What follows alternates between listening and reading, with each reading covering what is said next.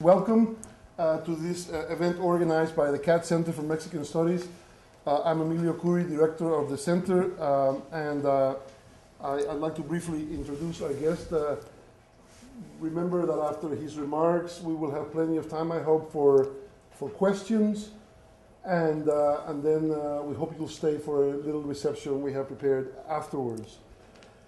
Oil has been at the center of Mexico's economic and political history since the beginning of the 20th century.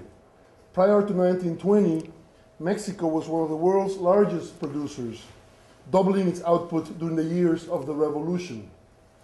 The Constitution of 1917 declared all subsoil resources to be the property of the nation, and the ensuing conflicts between the Mexican government and US and British companies that developed and controlled that business loomed large in Mexico's foreign relations throughout the 1920s and 1930s, culminating with Lázaro Cárdenas' expropriation of oil in March of 1938.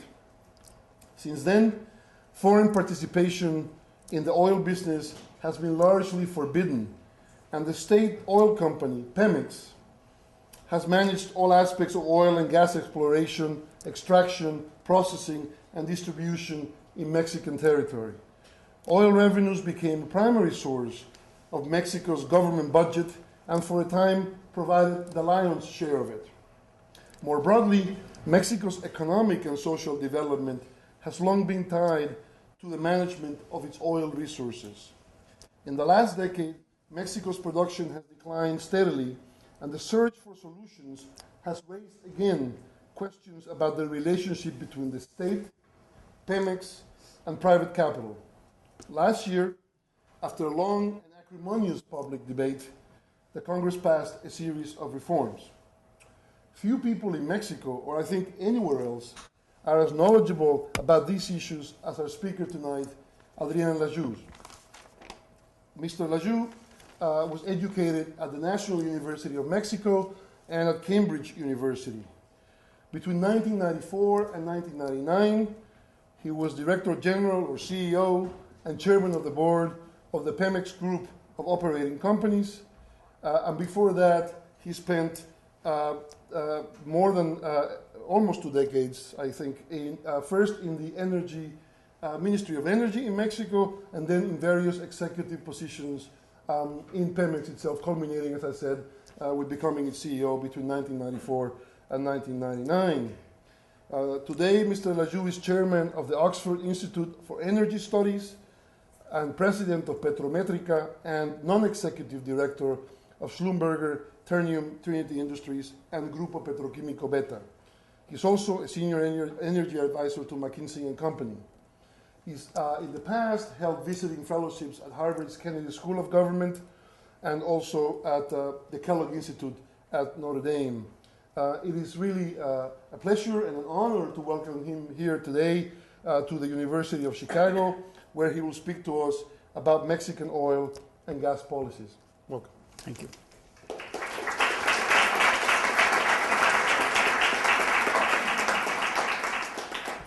I would like to thank Emilio Curi for his kind invitation to come to Chicago and speak here today in this room. It is a real pleasure, and I've always been a bit intrigued by the strong nostalgia that many Mexican friends who have studied at this university, many of them with Friedrich Katz, the type of nostalgia that they have for Hyde Park. It is quite unique. I know of nothing similar, and I only wish that I had a bit more time here in Chicago to try to understand a bit better this enormous nostalgia among all friends in Mexico. I will structure my presentation on the Mexican oil industry around 4 basic topics: a big nasty fact, a puzzle of denial, a strategic paradox, and a reform failure. The big nasty fact is the decline in production in the Cantarell field offshore in the Bay of Campeche, and the recent behavior of its main reservoirs. For a long time, Mexican oil production has been dominated by one single supergiant field. Cantarell was discovered in the second half of the 1970s. Production had ramped up to 1 million barrels a day by 1983, the level that was sustained until the mid-1990s. In 1996, I asked the government of Mexico for authorization to structure a large-scale project that included infield drilling, additional infrastructure, and a pressure maintenance program that would inject nitrogen to these reservoirs. The project was extraordinarily successful, probably too successful. Production increased to 2.2 million barrels a day by the end of the year 2003. However, when dealing with finite resources, good things eventually come to an end. The very nasty fact is that Cantarell's production has declined from a peak that I mentioned before, 2.2 million barrels a day, to only 817,000 barrels a day last January, a 63% decrease in 5 years. Unfortunately, when a supergiant field contracts, the absolute reduction is also supergiant and almost impossible to compensate. When Cantarell began to decline, this field was contributing about 62% of total Mexican crude oil production. So you can imagine the impact of this supergiant field. And it's the largest. It was the largest field, offshore field in the world, and probably the third largest field overall worldwide. Thus, once this happened, once Cantarell began to decline, total Mexican production dropped from a peak of about 3.5 million barrels a day to 2.7 million barrels a day, a loss of almost 1/4 of the total. Up to 2005, Pemex was able to forecast production in Cantarell accurately with the help of sophisticated simulation models. The behavior of its reservoirs was a textbook case, a real textbook case. However, in 2007, the first signs of misbehavior appeared and became fully evident by the fourth quarter of that year. Decline rates, these has accelerated and more than doubled in 2008, when they averaged an appalling 30% per year. At least 4 questions, to my mind, arise with this performance. First, did Pemex underinvest in Cantarell as it neared its peak in preparation for the decline phase? Why was Pemex unable to foresee the dramatic change in the performance of Cantarell? Why did it react so slowly to the fundamental change of circumstances? And does it have a fully developed plan of intervention in this field that will moderate decline rates and increase ultimate recovery of oil from this field? I have been probing these questions for some time now, but I am afraid to say that I have not found yet adequate answers to them. What is clear to me is that the Mexican oil industry faces a critical juncture. The expansion that began in 1996 is now clearly over. In the last 25 years, there have been few significant discoveries, and none of them in the giant class. Proved hydrocarbon reserves have fallen rapidly in recent years, and reserve replacement rates are dangerously low. The average lifespan of proven reserves stands below 10 year, the 10-year threshold. In fact, today it is certainly below 9 years. Concern, and this is something that might not be too great a concern to me at my age, but it certainly is at the age of many of the Mexicans that I see in this room. Now, concern over the maturity of the proved reserve endowment of Mexico grows as probable reserves are concentrated in regions that will not be easily developed. The geology of current and likely prospects differs dramatically from that of existing producing assets. Average finding and development costs are higher than those reported by major oil companies. Lifting and production costs have substantially increased, starting from a relatively, in fact, a very low level. Upstream capital intensity has been rising. Expanding the exploration frontier to high-risk, high-cost, deep water structures requires substantial financial and technical resources, and it will take a number of years to fully appraise their potential. Additional capital and operational expenditures will have to be allocated to exploration and production itself. But Pemex needs to replace reserves and moderate production decline rates simultaneously. It must do this at a time when it is obligated to invest significant sums in refining and infrastructure maintenance and expansion. Mexico has become a substantial net importer of oil products and natural gas, which is quite paradoxical. This is the result of chronic underinvestment in the refining system and the maturity of the proved natural gas reserve base. Last year, the country imported 42%, of the gasoline that is sold domestically in Mexico, as well as a fourth of the liquefied petroleum gas, LPG, was also imported.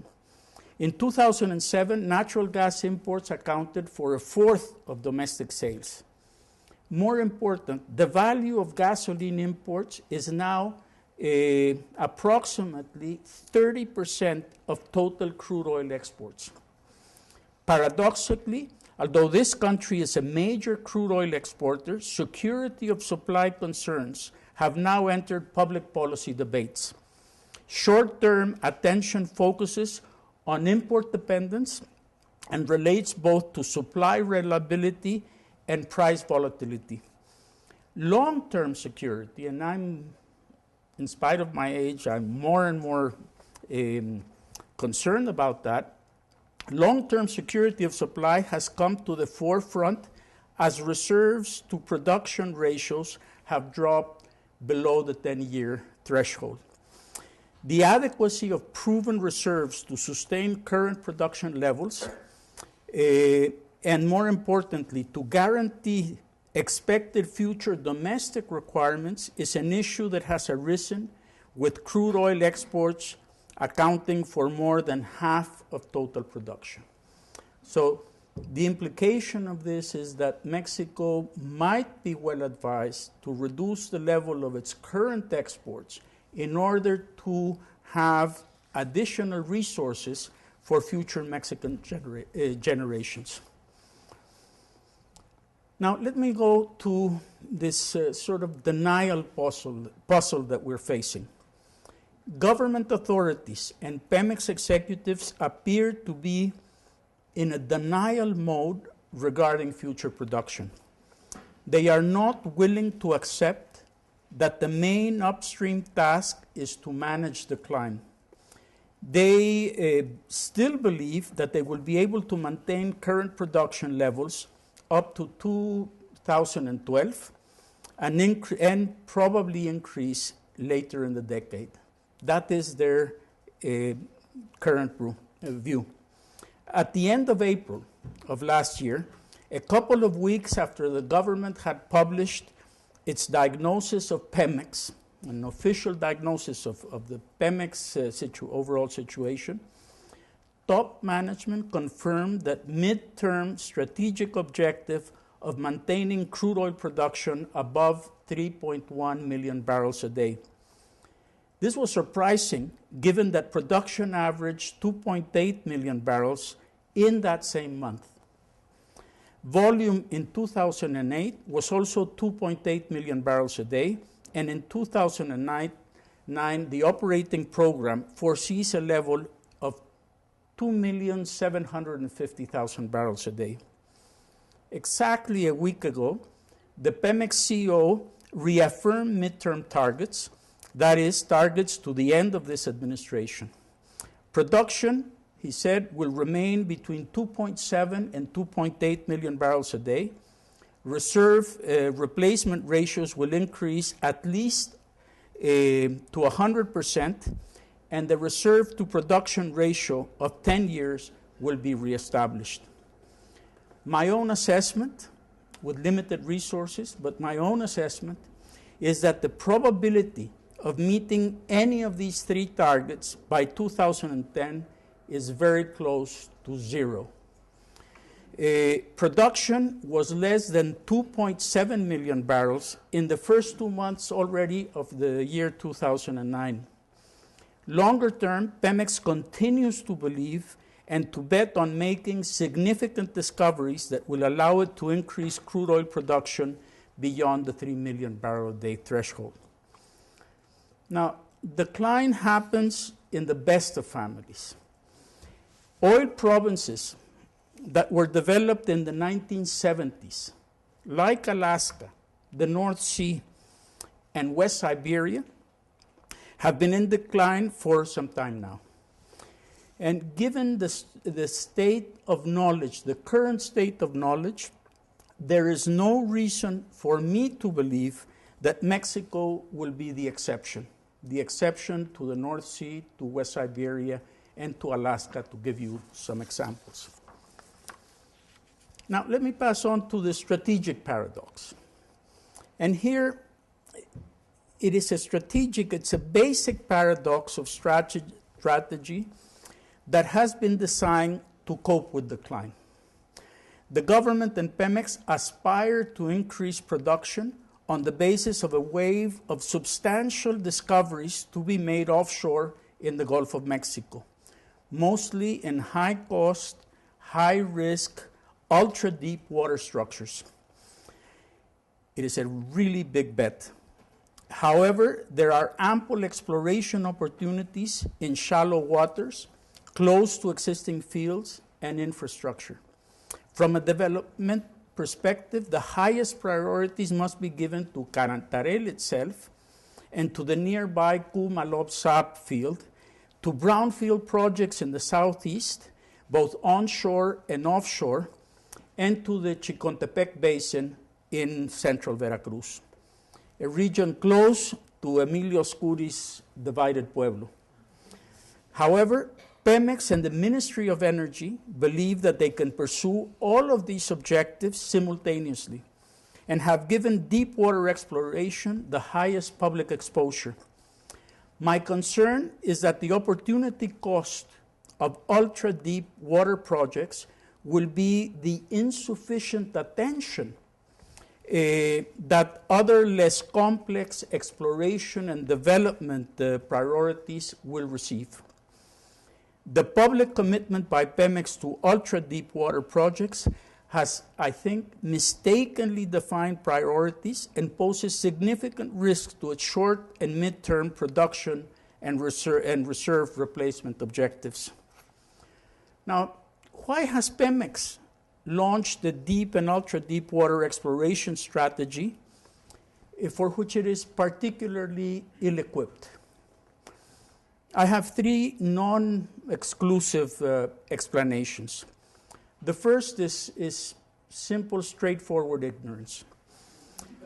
During the first 2 months of the new administration, government officials and a new and inexperienced top management in Pemex ratified decisions made by the Fox government that are today very difficult to revert.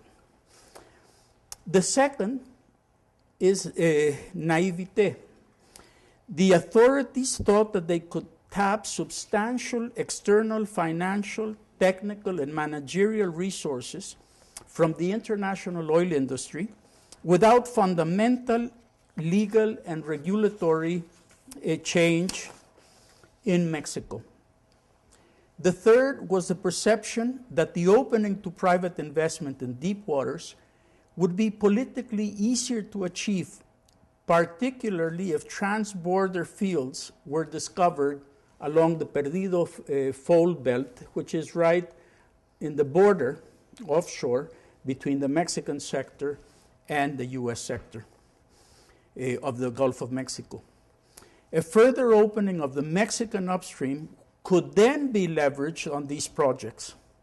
Lack of experience in large and complex ultra-deep water projects, barriers to accessing the required technology, managerial restrictions, access to financial resources, and risk management were arguments used by the government to position its reform proposals. However, all of these factors are also good reasons for deferring these projects and preparing more fully for them, given the political restriction on constitutional amendments in the oil sector. Meanwhile, more focused attention should be given to moderating the decline rate and increasing recovery factors in existing producing fields. Now, before analyzing recent reforms, and or, if you want, the lack of them, let me share with you the perspective from which I approach them so that you fully understand my own prejudices. Over the years, 5 basic assumptions guided my own work in the Mexican oil industry. Please allow me to restate them.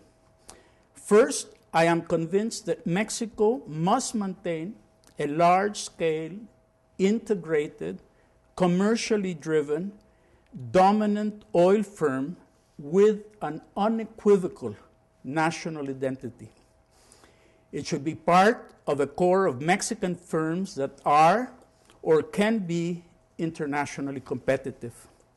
Under current domestic conditions, this can only be guaranteed by the state itself. 2, the privatization of Pemex is not a central issue of Mexican energy policy. It is the gradual introduction of competition, first in the markets for gas and oil products, in final markets, eventually in the down and midstream of the industry, and finally in the upstream. This is the natural sequence that allows price signals to move through the value chain from the market to the core of the upstream. 3, the key prerequisite for the development of competition in Mexico's oil-gas markets is the design and adoption of a modern regulatory framework and the establishment of strong, independent regulatory institutions. The enforcement of new rules of the game would eliminate the direct administrative and political intervention by the government that constrains managerial decision-making in Pemex. 4, the transformation of Pemex is not possible without fundamental change in the industrial governance of the oil and gas sector. This poses a wider set of issues than the limited discussion of corporate governance.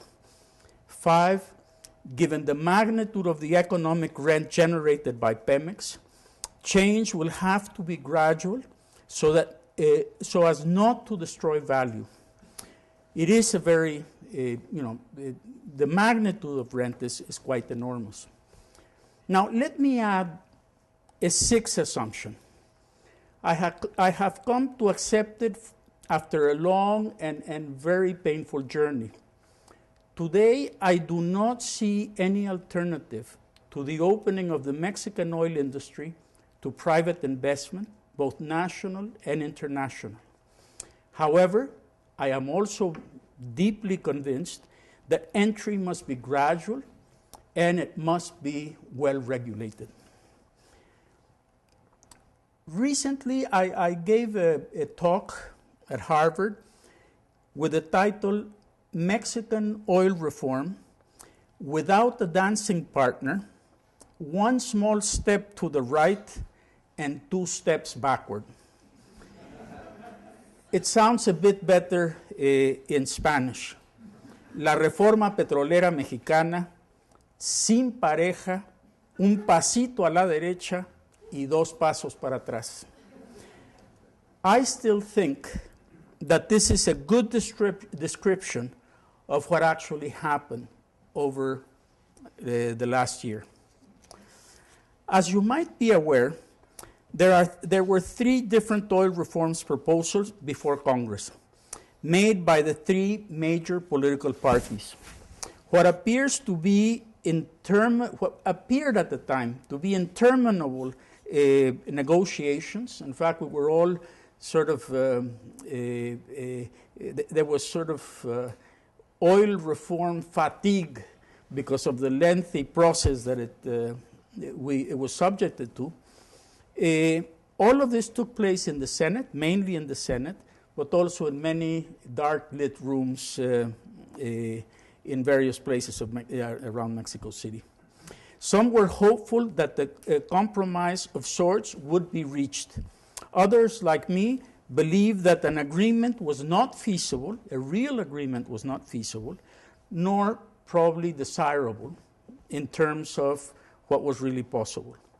My initial view was that the watered-down version of the watered-down presidential bill would pass in such a way that everybody could declare victory.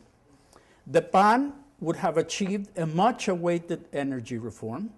The PRI would claim that it had precluded constitutional amendments and stopped privatization.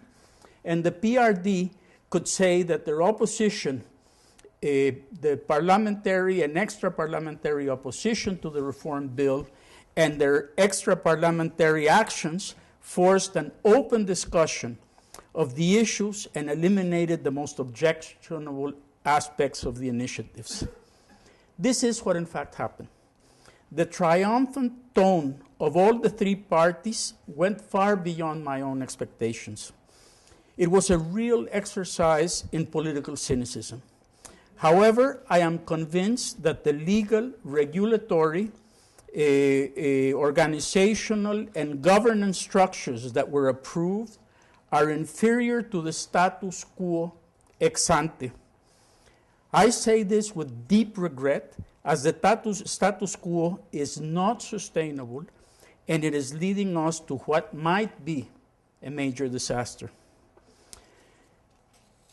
I found the presidential initiative lacking. It limited itself to oil and was not placed in a wider and longer-term energy context. The central objective was to give Pemex greater flexibility and freedom in contracting services with international oil companies. It is a very modest proposal that will not, I believe, elicit much of a response by these companies. It will be of little help in supporting an ultra-deep water effort.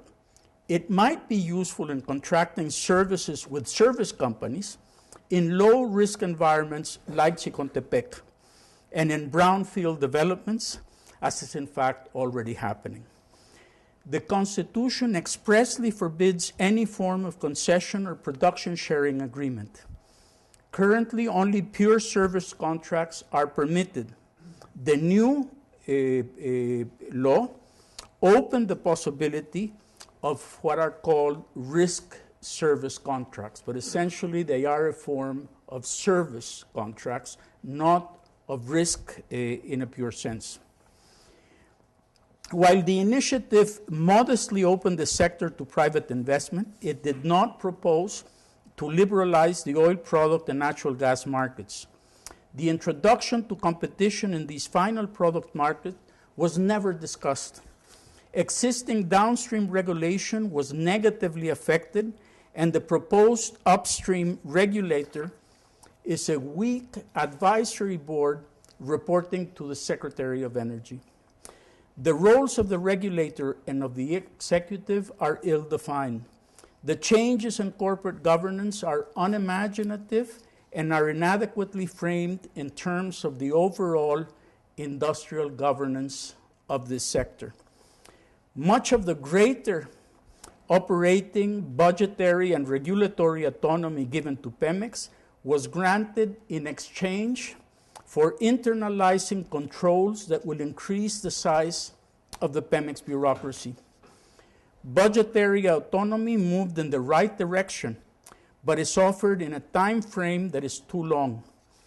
The form given to the opening of the refining industry to the private sector was eventually abandoned, as it was probably inconsistent with the existing constitutional framework and is an economically inferior solution, difficult to optimize and conceptually and contractually very complex. Flexibilizing upstream contracts by permitting risk service contracts is a positive but insufficient move in terms of the government's oil strategy objectives.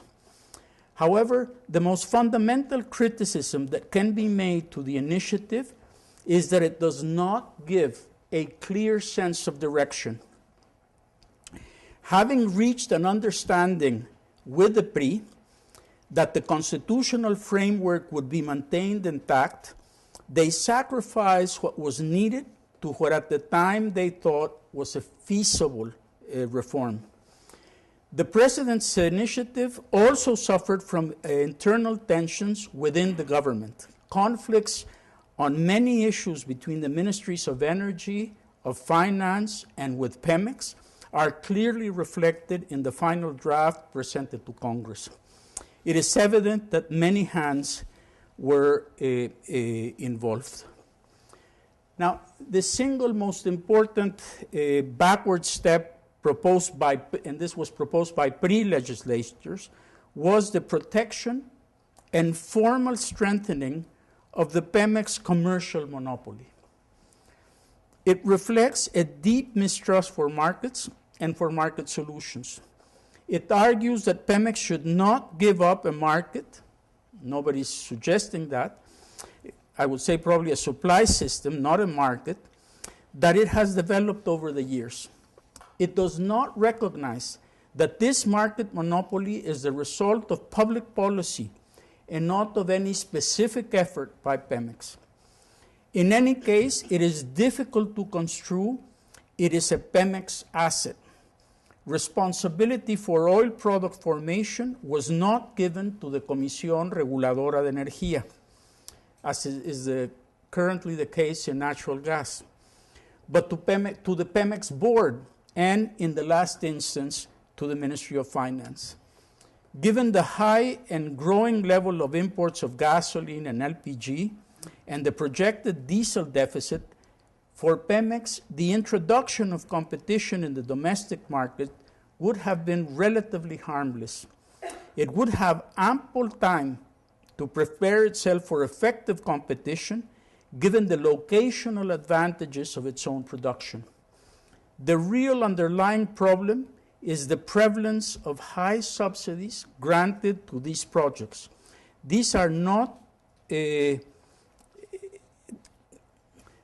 how would I put it? There's no understanding and certainly no sympathy in the PRI or in the PRD for the potential benefits of competition to consumer. But more surprising, it is also the case of the PAN.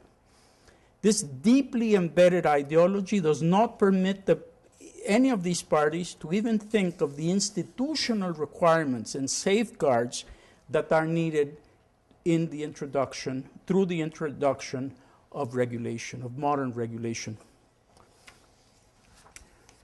To sum up, the one small step to the right was the adoption of risk service contracts. The two steps back were the strengthening of the Pemex commercial monopoly and the internalization of government controls, of these enormous government controls.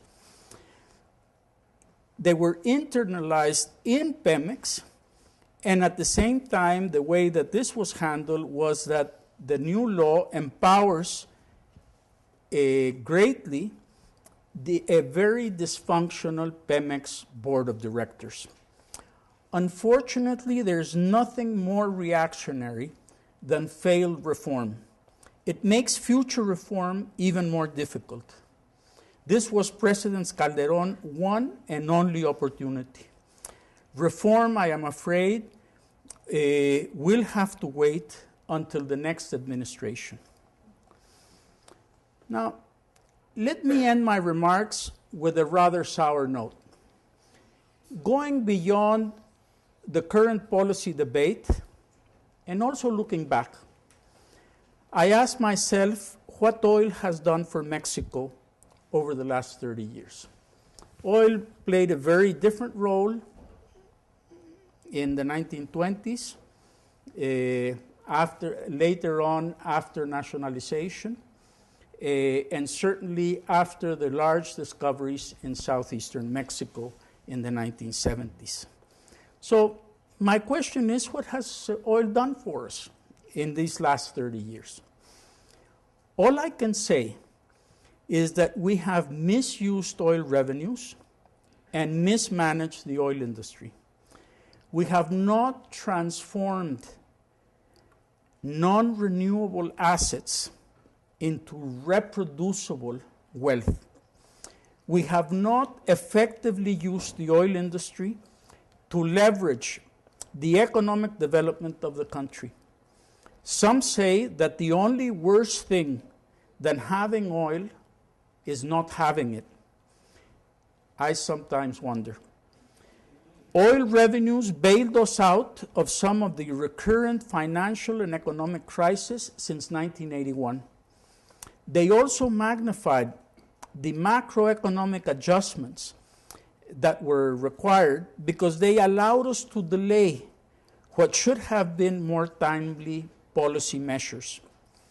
Price shocks from the 1981 price inflection to the 1986, 1998, and 2008 price collapses were not easily managed given other structural imbalances in Mexico. The recent high price shock was also mismanaged.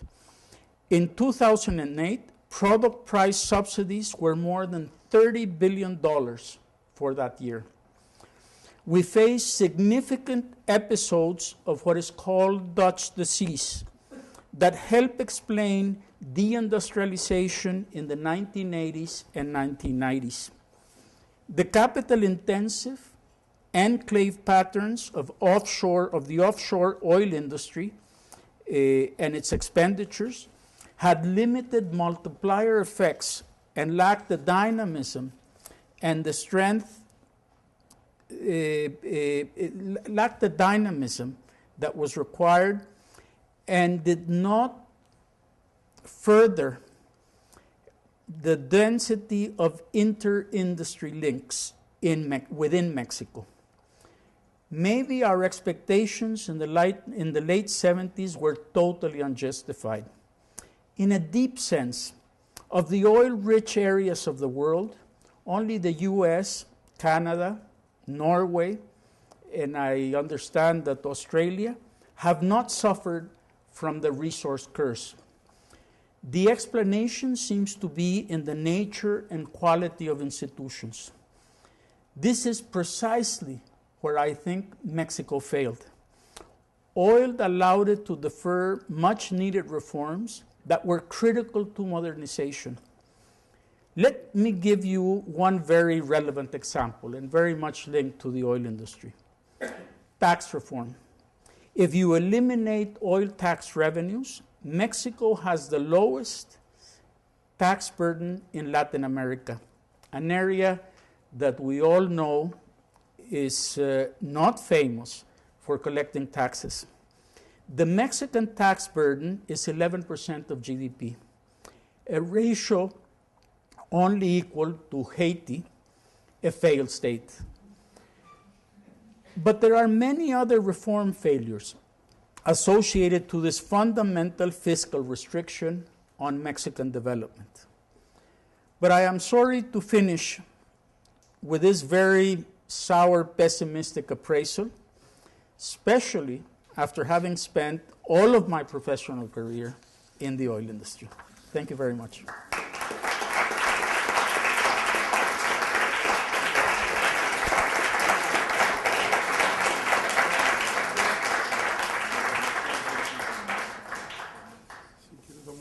Sí, sí, sí. So the floor is open for questions. Yes, I'm open for all questions. I mean, I hope we have some time left because it's difficult for me to see what might be your own interest regarding the Mexican oil industry. So please feel free to go in any direction you might want. I asked whether are you hearing it? Oh, okay. I asked whether the remarks you gave us and the information you gave us and the judgment, the judgments that you made, whether you have made them public in a way that they could be part of the national debate in Mexico. Well, as I mentioned, I've written this very long paper, too long probably, that will be published shortly. I've also published some of these things or some of these opinions in the Mexican press, and I also gave a testimony in the Senate. I was invited, in fact, twice to go. Normally you're only given one chance, so I was given two chances to speak my mind. So yes, I think this is some of these issues are part of the discussion, but clearly it's very difficult going when you have the three main political parties simply saying that everything couldn't be better in terms of what they have done recently with respect to reform. Who were the key advisors to Calderon in building the reform? Who did he approach? I don't really know. I mean, what is important more than I don't know who helped them out. What is important, I think, is the weakness of the energy ministry. That's where the expertise should have resided in developing these proposals. And it's a very weak ministry, one of the weakest. I worked there many years ago, and I've had to deal with it. I had to deal with it for many years. And the problem there is maybe that's the reflection of its lack of strength, but the instability of that ministry is extraordinary. I did some numbers, and it came out that starting in 1982 until last year, the average life of an energy minister in office, of course, was 2.2 years. So you have this constant rotation, and then on top of that, that's at the top. But the same happens further down. There's no real strong civil service, as you might have in other ministries like the Ministry of Finance, where there's a strong civil service in a sense. So I think that's the real problem. And then on the other hand, in Pemex, you have also had what I believe is too rapid rotation of CEOs and of managerial teams in Pemex. After I left, there's already been 4 CEOs, which is a big number of them. And I believe also that in terms of Pemex, you have on the one hand the sort of technical expertise, but you don't have the type of expertise that you require in policy development. So I think that for these reasons and conflicts inside of the government, it was very difficult for the government to come out with something that was reasonable. Now, that's no excuse. Thank you for your very interesting remarks. I have a question. Either way you look at it, if it's in private hands or public hands, it appears to me from the data that you quote that the level of investment to replace reserves and to bring either new fields or recover these fields is substantial. What price level in the international market of oil do you think will be necessary to support the types of investments that Mexico has to take to achieve the objectives that you have outlined? Well, first of all, let me say that there is obviously and there has been a very severe underinvestment in the oil industry. I mean, my most difficult task was always trying to get more resources from the government that was taxing all of the Pemex revenues. But mind you, the budget this year is $19 billion. The capital expenditure budget is $19 billion. It's not a small number by any means. So the problem is that we have accumulated a lot of area, we have underinvested for so long that we are today having to invest major sums simply not to fall off on a cliff. So first of all, the Mexican government today is spending quite a lot. Now, clearly, if prices remain what they are today, not this year, not the year 2009, but after 2009, clearly the government will either have to make a further a tax reform so that it can liberate resources for Pemex, or Pemex will again suffer from the traditional underinvestment that it has suffered from. So yes, I think that especially 2010, 2011, there is the need for much higher prices. Now, what is the precise price?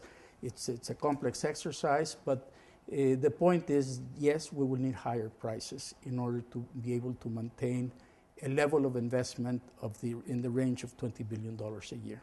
The Pemex management has called for an average over the next 5 years of $22 billion. And it's a big number for Mexico, for any company, and clearly it's a very big number for Mexico. Except for our government, right? Our government, $22 million. Well, I know what the magnitudes are here today.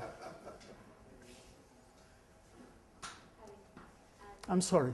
Yes, thank you very much for your presentation. I have two questions.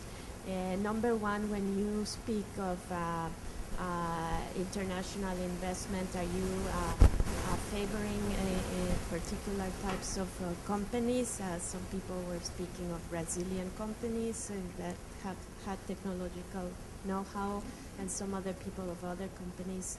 But since you have this experience, what would you think?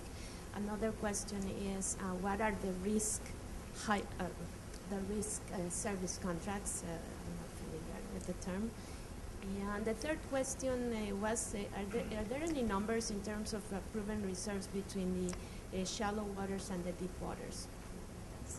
Thank you very much. Well, in terms of the companies, and at least in the media, people recurrently refer to Petrobras and to Statoil as possible partners of Pemex. I myself find that the argument that is posed a difficult one. They say the reason why we would prefer to partner with these two companies is because they are state-owned companies.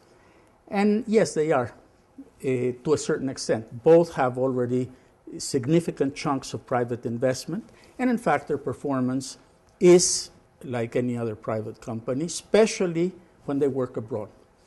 So I would not look at that feature of these companies, but that their effective technological and managerial skills and the finance that they would provide in any venture that they had in Mexico. Now, the point I wanted to make was that yes, I think that there's no alternative but to have private investment. But I would like to have, before that happens, a strong regulatory framework and a very strong regulatory institutions. I wouldn't want things to happen in the same way as what happened with the banks in Mexico. The problem of the banks in the 1990s was that they were privatized without the adequate regulatory framework and without adequate institutions. And the end result of that process was that you not only privatized banks, but in fact, eventually you denationalized banks. And Mexico today is the only country that is a member of the OECD where none of the major banks, there's one small exception, are Mexican-based.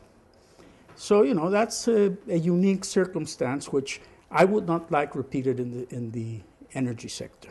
And that's why I would put as a prerequisite to any movement to a real opening up to private investment in Mexico, which I think is needed, I would put as a prerequisite effective regulation.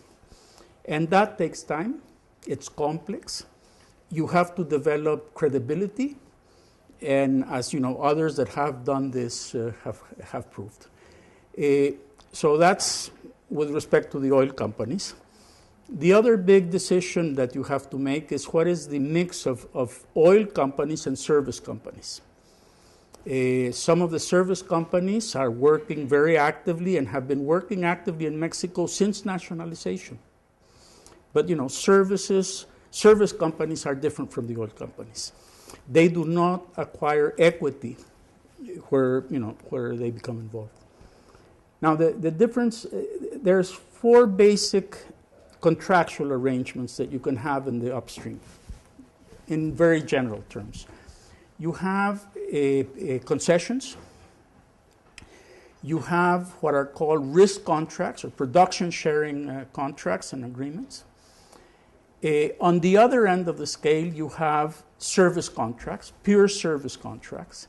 And then you have a variety of service contracts, which are called risk service contracts, in which the supplier assumes a certain amount of risk, but a risk that is very limited to the value of the services that they provide.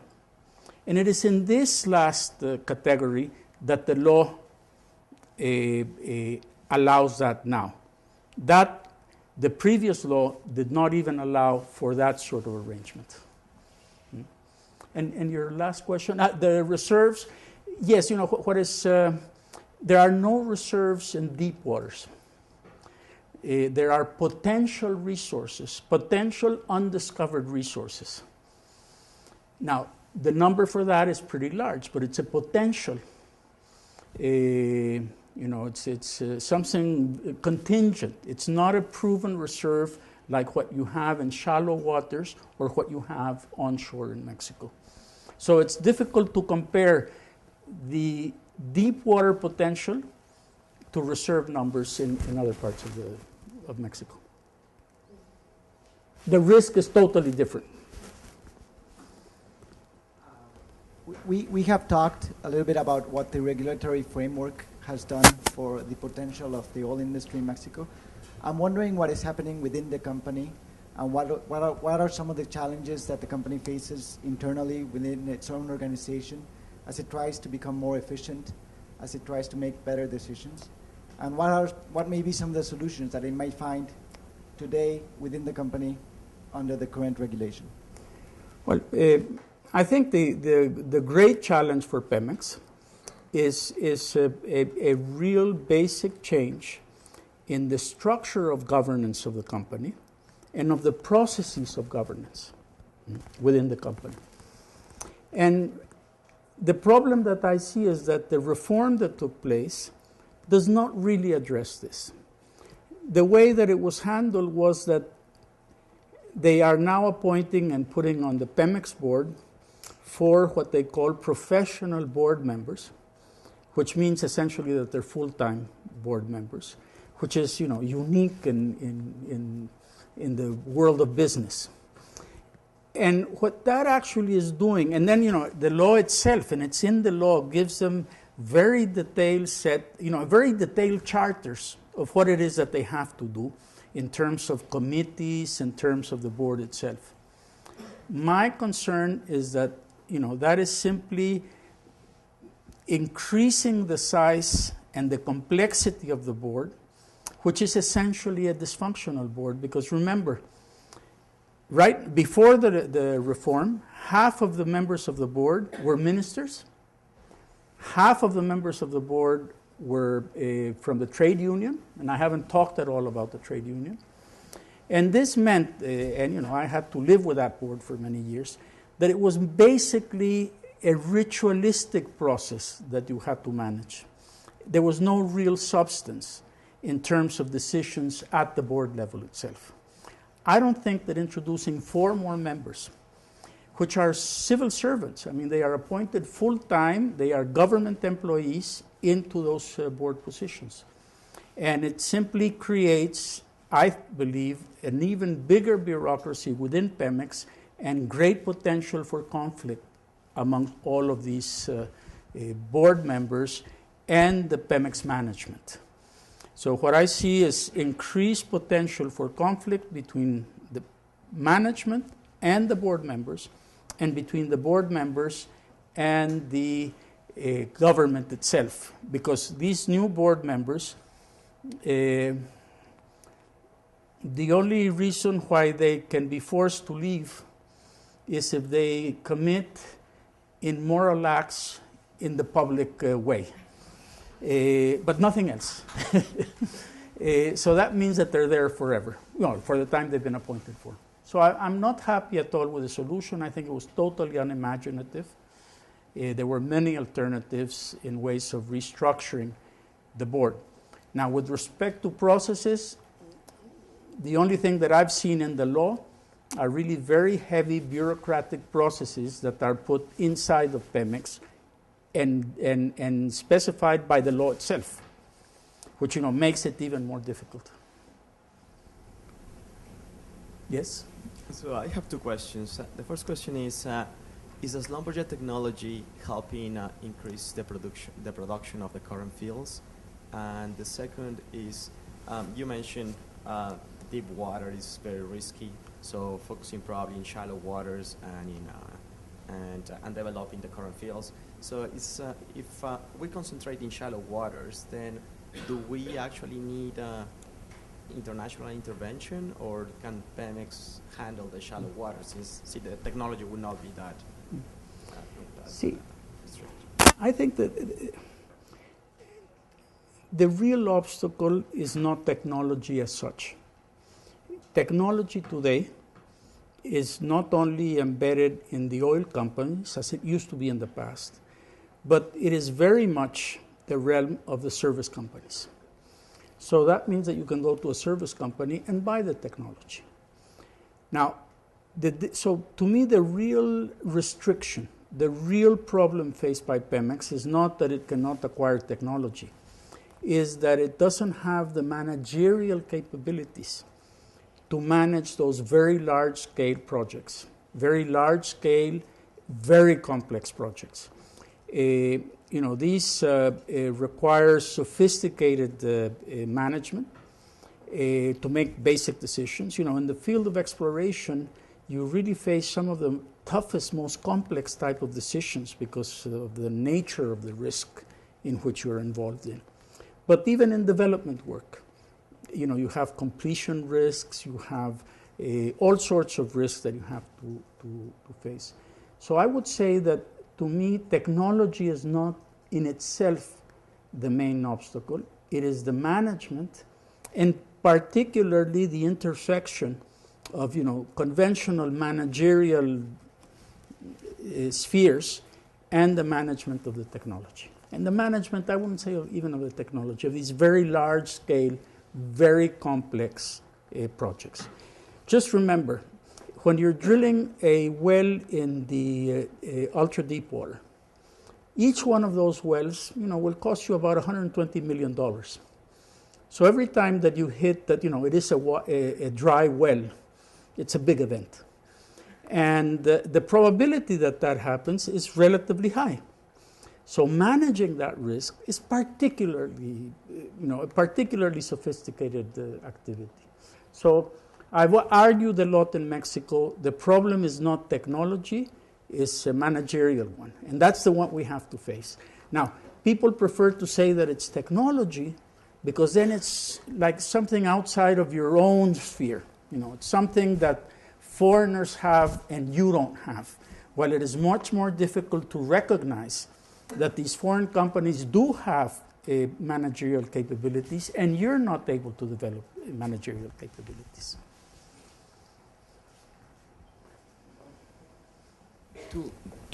This is like kind of adding insult to injury, but well, I just wanted to ask you about another level of complexity to the already incredibly complex issues you're talking about, which is the union. The union and all of the there's a labor aspect to it, there's a political aspect to it. I mean, and can you talk a little bit about that? Well, let me first talk about the politics of it. The trade unions were a key element in the Ancien regime.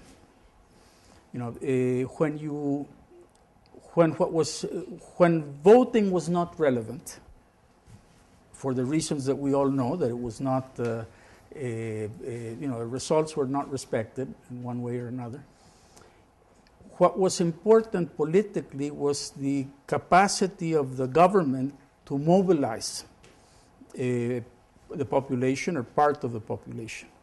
And the trade unions played a very important role in that because they were more disciplined, they had the resources, and they were important instruments of political mobilization. Once the PRI regime collapsed, I assumed that the strength and the role of the trade unions would also lose out. And this hasn't happened.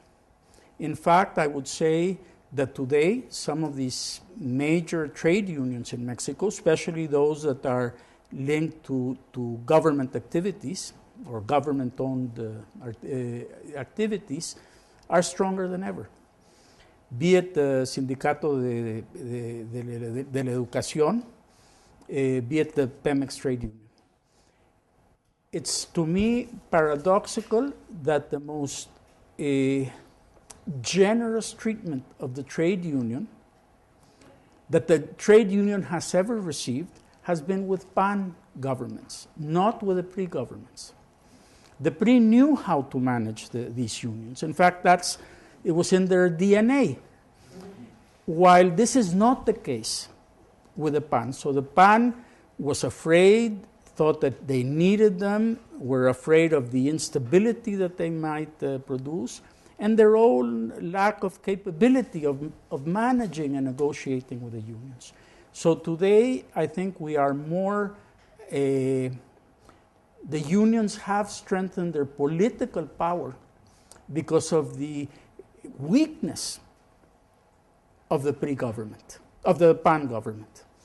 And it's paradoxical, because of the history. Maybe this will change, I don't know, but it hasn't up till now. And, during the Fox government, the trade union, after having done pretty terrible things, was totally pardoned of any of its sins. So I think there's been a change in that respect. Now, on the labor front itself, the problem that Pemex is facing, and it includes not only people that are trade union members, but I'm sorry, the PAN government has not only been generous in terms of money that it gives to the trade unions, but it has been very generous in terms of raising again the level of the people that have to be members of the trade union to work in Pemex. During the Salinas administration, that level was lowered after La Quina was taken out, was put in jail. And after that, gradually, I started to receive those pressures, and they were very strong pressures, but they really became impossible to deal with, apparently, by the PAN governments since the year 2000. So it's not only generosity it is actually giving them greater power at the work center, at the shop level. The other thing about the sort of labor situation more generally, not only unionized labor, is that Pemex right now is going through a very difficult demographic process. Because if you remember in the 1980s, we stopped recruiting. This happened to the oil industry worldwide, but in Mexico, it was even stronger. We stopped recruiting people in the 1980s for a long period of time. The second thing is that it wasn't only that we stopped recruiting, also there was a process of negative selection of people coming into work to Pemex because of the political cycles also involved in the process. So that today you have a sort of big hole, a demographic hole, in terms of people in their late 40s, managers and technical people in their late 40s, that, there's a big hole of people aged, let's say, between 35 and 45 years of age. And that is is already creating a serious problem for the company. Now, that's not properly a trade union issue, but it is connected. And, well, I won't say that. Well, we have time, I think, for one last question, and then we'll have a reception of the conversation and continue informally. First off, thank you for being here and giving us this interesting lecture. I just had a quick question. It's really general, but very interesting to me. If the reforms were failed reforms, then what was won by them in general? I mean, they say that, and I've read columns of opinions that say that what we won was overcoming the taboo of speaking about Pemex as a real problem. Would you say that this is accurate, or what did we win as a Mexican population of these reforms? I suspect that the most important thing that we did win was that at least there was a very open discussion that, 10 years ago, one would never have dreamt about. So, I think that's no doubt an important step forward. And, that's why I mentioned before, by the time the reform was approved, we were all suffering from reform fatigue. It was months and months of public discussion in the Senate, in the media, in the academic world. I'm not saying anything about the quality of that discussion, but just the fact that that discussion was really totally open, I think was an important event. Now, that is not enough, and clearly was not enough in this case to really allow us to reach intelligent decisions. But I think that precisely, your point, was probably the most positive one in this process.